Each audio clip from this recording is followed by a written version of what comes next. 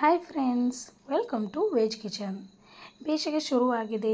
ಸಂಡಿಗೆ, ಹಪ್ಪಳ ಇದನ್ನೆಲ್ಲ ಮಾಡ್ಕೊಳ್ಬೇಕು. ಈಗ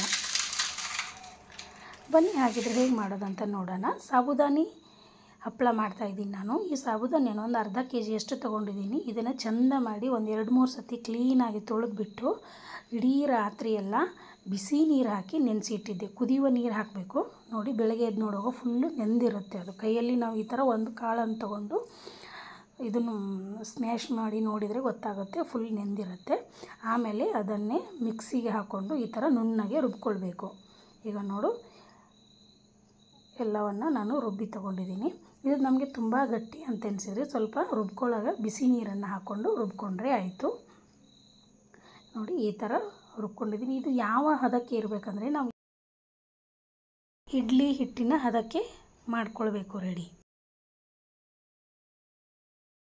ಆಮೇಲೆ ನಾನು ಇದಕ್ಕೆ ಸೆಂಧಾಲೋನ್ ಉಪ್ಪನ್ನು ಹಾಕಿದ್ದೀನಿ. ಯಾಕಂದರೆ ಇದನ್ನು ಉಪವಾಸ ಇರುವಾಗ ಕೂಡ ತಿನ್ಬೋದು. ಹಾಗಾಗಿ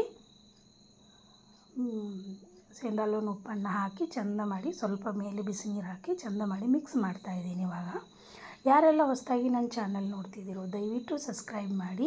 ಈ ರೆಸಿಪಿ ನಿಮ್ಗೆ ಇಷ್ಟ ಆದರೆ ಒಂದು ಲೈಕ್ ಕೂಡ ಕೊಡಿ. ಇದು ಈ ಥರ ಉಪ್ಪು ಹಾಕಿ ಮಿಕ್ಸ್ ಮಾಡಿದರೆ ಆಯಿತು, ರೆಡಿ ಆಗಿದೆ ಅಂತಂತ. ಯಾಕಂದರೆ ನಾವು ಆಲ್ರೆಡಿ ಬಿಸಿ ನೀರು, ಕುದಿಯುವ ನೀರು ಹಾಕಿ ನೆನೆಸಿಟ್ಟಿರ್ತೀವಿ.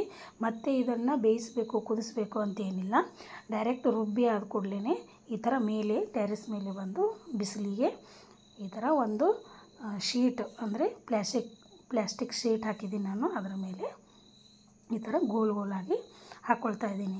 ಇದನ್ನು ಸ್ವಲ್ಪ ದಪ್ಪಗೇ ಹಾಕ್ಕೊಳ್ಬೇಕು. ತುಂಬ ತೆಳು ಮಾಡಲಿಕ್ಕೆ ಹೋಗಬಾರ್ದು. ತುಂಬ ತೆಳು ಆದರೆ ಅದು ನಾವು ಈ ಥರ ತೆಗೆಯುವಾಗ ಮುರಿದು ಬಿಡುತ್ತೆ. ಸ್ವಲ್ಪ ದಪ್ಪನೇ ಇರಬೇಕು. ಆದರೂ ಅದು ಒಣಗಿದ ಮೇಲೆ ಫುಲ್ಲು ತೆಳುವಾಗಿರುತ್ತೆ. ನೋಡಿ, ಈ ಥರ ನಾನು 1-2 ದಿನ ಒಣಗಿಸ್ಕೊಂಡಿದ್ದೀನಿ. ಫಸ್ಟ್ನೇ ದಿನ ಸ್ವಲ್ಪ ಒಣಗಿತ್ತು, ಆದರೂ ಇನ್ನೊಂದು ದಿನ ಮತ್ತೆ ಬಿಸಿಲಲ್ಲಿ ಹಾಕಿ ಈ ಥರ ಒಣಗಿಸಿದ್ದೀನಿ. ನೋಡಿ, ಈ ಥರ ಯಾವ ಥರ ಎಷ್ಟು ಚೆಂದ ಸೌಂಡ್ ಬರ್ತದೆ ಅಂದರೆ ಫುಲ್ಲು ಚೆಂದ ಮಾಡಿ ಒಣಗಿದೆ ಅಂತ ಅರ್ಥ. ಇವಾಗ ಇದು ಫುಲ್ಲು 2 ದಿನ ಬಿಸಿಲಲ್ಲಿ ಒಣಗಿಸಿ ಆದಮೇಲೆ ತೆಗೆದು ಇಡಬೇಕು. ಇದನ್ನು 1 ವರ್ಷಗಟ್ಟಲೆ ಇಟ್ಕೊಂಡು ನಾವು ತಿನ್ಬೋದು. ನೋಡಿ, ಈಗ ಕರಿಯುವುದು ಸ್ವಲ್ಪ ಎಣ್ಣೆ ಕಾಯಲಿಕ್ಕಿಟ್ಟು ಈ ಥರ ಹಾಕಿ ಫ್ರೈ ಮಾಡ್ತಾಯಿದ್ದೀನಿ ಎಣ್ಣೆಯಲ್ಲಿ. ನೋಡಿ ಎಷ್ಟು ಚೆನ್ನಾಗಿ ಉಬ್ಬಿ ಬರುತ್ತೆ. ತುಂಬಾ ಚೆನ್ನಾಗಾಗಿದ್ದಾವೆ. ಇದಕ್ಕೆ ತುಂಬ ಟೈಮ್ ಬೇಕಾಗೋದಿಲ್ಲ, ಏನಿಲ್ಲ, ಬೇಗನೆ ರೆಡಿಯಾಗಿಬಿಡುತ್ತೆ.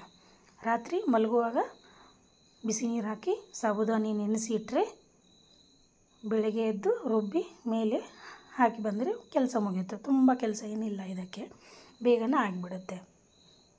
ನೀವು ಒಂದು ಸಲ ಈ ರೀತಿ ಮಾಡ್ಕೊಳ್ಳಿ, ತಿಂದು ನೋಡಿ ಹೇಗಾಗಿತ್ತು ಅಂತ ನನಗೆ ಕಮೆಂಟ್ ಮೂಲಕ ತಿಳಿಸಿ.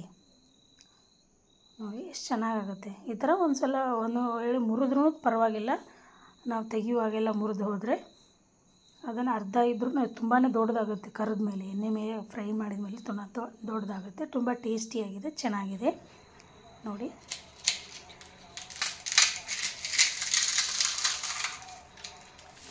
ಕ್ರಂಚಿಯಾಗಿದೆ. Thank you for watching.